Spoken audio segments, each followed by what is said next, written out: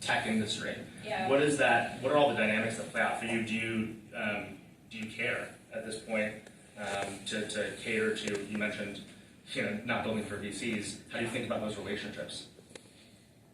Such a hard question. I mean, I feel like, one, just very, very lucky that we raised our Series A in the fall, and so now I'm kind of like, okay, I have a few years before I really need to care what anyone else thinks, and I think that's extremely freeing to be like, I don't have to build towards the hype cycle that they're on right now. I can just build towards what I actually think is like the longest term best bets for the company. Right. So I think like having runway is really helpful. So I'll say that.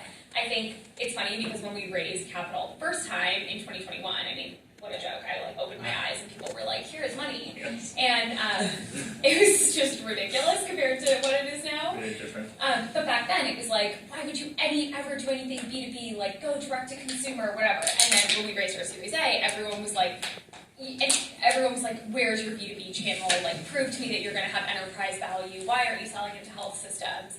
And it's so funny because my women's health founder friends that do sell into health systems are like, I signed the contracts to make my investors happy, but all of our revenue comes direct to consumer. Right? And for Evvy, I'm like, our business is good. Like, our business is working. Like, this is working for us. And I think that it's a little bit of just being like, this hype cycle is going to change too, and we're not going to over-optimize for it, and we're going to do, like, our goals are for 2 years. Like, I'm actually saying, like, in 2 years, this is where we need to be, and the teams are then able to say, okay, what do I need to do over the next 2 years to get there? Whereas I think the downside of VC is that you're thinking on a quarterly basis or a monthly basis, and then you're losing sight of where you actually need to be in 2 years. Right.